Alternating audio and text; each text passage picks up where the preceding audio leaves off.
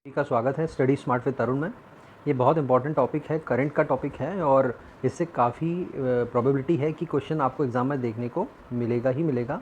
कोई भी लेवल का एग्ज़ाम हो, this is very important topic, तो नोट ज़रूर बनाइए। चलिए स्टार्ट करते हैं टॉपिक को। हमारा टॉपिक है रिन्यूएबल ग्लोबल स्टेटस रिपोर्ट 2022, जिसे हम GSR रिपोर्ट 2022 के नाम से शॉर्ट में जानते हैं। बात करते हैं इस रिपोर्ट के बारे में।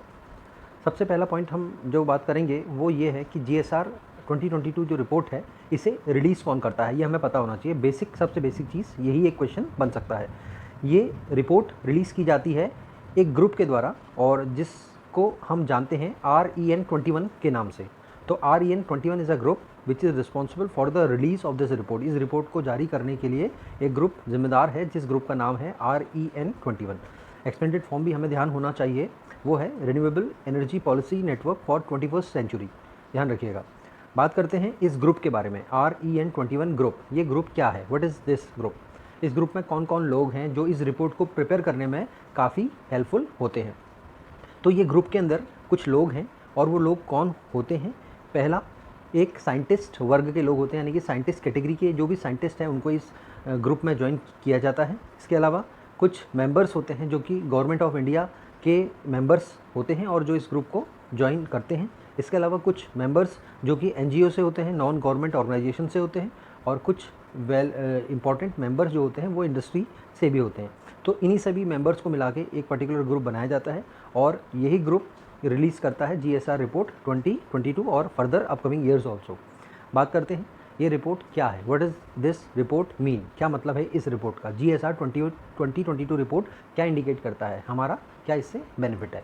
देखिए, ये रिपोर्ट जब भी पब्लिश होगा, ये रिपोर्ट से हमें ये बताया जाएगा कि जो हमारा अक्षय ऊर्जा का क्षेत्र है, यानी कि जो रिन्यूएबल एनर्जी का जो सेक्टर है, उसमें भारत ने या और किसी देश ने क्या प्रगति की है, यानी कि क्या डेवलपमेंट किया है। रिन्यूएबल एनर्जी ऐसी एनर्जी होती है, यानी कि जिस जो सोर्स है हमारा, यानी कि जिससे हम एनर्जी का उत्पादन कर रहे हैं, उसको हम बार बार यूज़ कर पाएँ।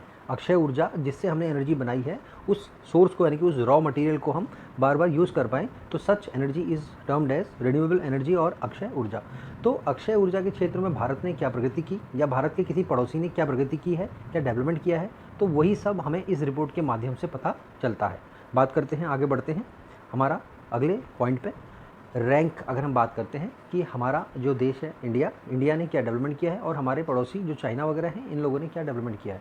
तो on the basis of report 2022 हम ये कह सकते हैं कि सबसे ज़्यादा डेवलपमेंट रिन्यूएबल एनर्जी के क्षेत्र में, यानी कि अक्षय ऊर्जा के क्षेत्र में जो किया गया है, वो किया गया है चाइना के द्वारा। यानी कि China will be at rank 1 whereas India will be at rank 3। याद रखिएगा, फर्स्ट और थर्ड वेरी इंपॉर्टेंट है, सीधे सीधे क्वेश्चन आपको देखने को मिल जाएगा।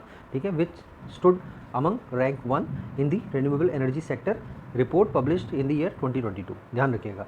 तो दूसरा स्थान जो है आप देख रहे हैं वो रशिया का है, ये भी आपने ध्यान रखना है। आगे बढ़ के बात करते हैं विंड एनर्जी सेक्टर की, यानी कि पवन ऊर्जा के क्षेत्र में। सबसे पहला पॉइंट आपने जो याद रखना है वो ये है कि पवन ऊर्जा से कितना एनर्जी हमने डेवलप किया है, वो है 40.1 गीगावाट। ठीक है, अब रैंक वाइज भी अगर हम बात करें तो पहला रैंक पवन ऊर्जा के क्षेत्र में भी चाइना ने लिया है, यानी कि चाइना ने काफ़ी काम किया है पवन ऊर्जा के ऊपर, इससे एनर्जी का उत्पादन करने में। दूसरा रैंक USA वगैरह आप देख रहे हैं, और तीसरा रैंक जो है इंडिया, यहाँ भी तीसरे स्थान पे आया हुआ है। यानी कि इंडिया काफ़ी अच्छी मेहनत करके और एनर्जी का प्रोडक्शन करने में काफ़ी कार्य कर रहा है। बात करते हैं hydro power capacity. Hydro power आप सभी जानते हैं, जल से उत्पन्न जब हम करते हैं इलेक्ट्रिसिटी का, ऊर्जा का, तो उसको हम हाइड्रो पावर कहते हैं।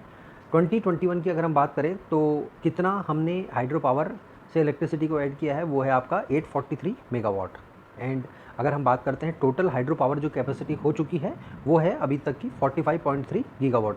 देखिए, जो फैक्ट हैं, जो पॉइंट्स हैं, ये जो डाटा हैं, ये बहुत इंपॉर्टेंट हैं एग्ज़ाम में, ये सीधे आपको देखने को मिल सकते हैं।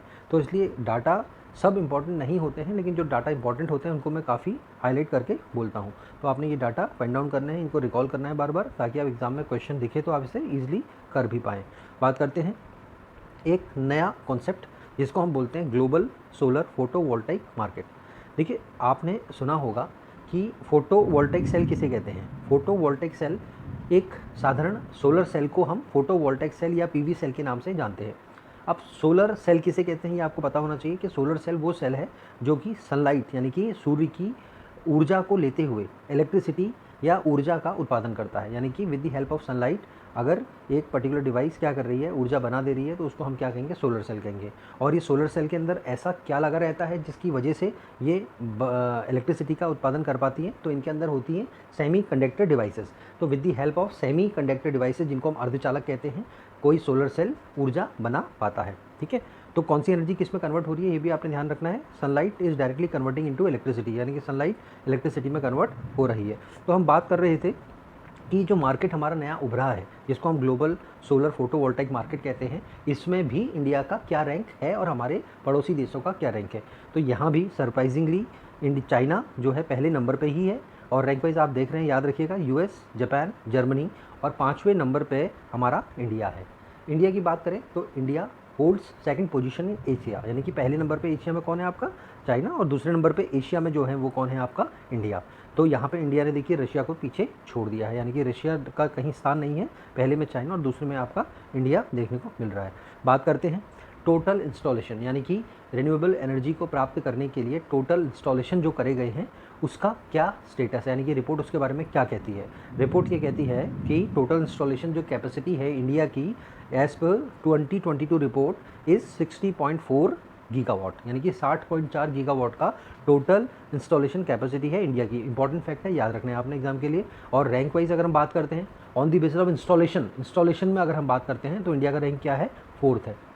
इससे पहले 4th रैंक में कौन हुआ करता था, जर्मनी। ये भी आपने याद रखना, एग्जाम में पूछा जा सकता है कि इंडिया ने किसे रिप्लेस किया है। इंडिया ने रिप्लेस किया है जर्मनी को, और जर्मनी ने कितना इंस्टॉलेशन किया है, 59.2 गीगावाट। तो आज आपने इस GSR रिपोर्ट के बारे में कुछ इंपॉर्टेंट पॉइंट नोट किए होंगे, इन पॉइंट्स को रिवाइज करिए। Question will be definitely coming, ठीक है, क्वेश्चन इससे डेफिनेटली आना ही आना है, तो इसको रिवाइज ज़रूर करते हुए चलिएगा। तो चैनल को लाइक करें अगर आपको वीडियो पसंद आया है, लेकिन सब्सक्राइब ज़रूर करें ताकि आपको नए नए वीडियो जो हम आगे आने वाले हैं उन सब की इन्फॉर्मेशन टाइम में मिल पाए और आप किसी भी वीडियो को स्किप ना करें। दूसरा, आपने वीडियो को शेयर ज़रूर करना है, it will give a kind of motivation to us also, ताकि आप जितने ज़्यादा लोगों को शेयर करेंगे उतना ही वीडियो हमारा प्रोपोगेट यानी कि आगे पब्लिश होता रहेगा।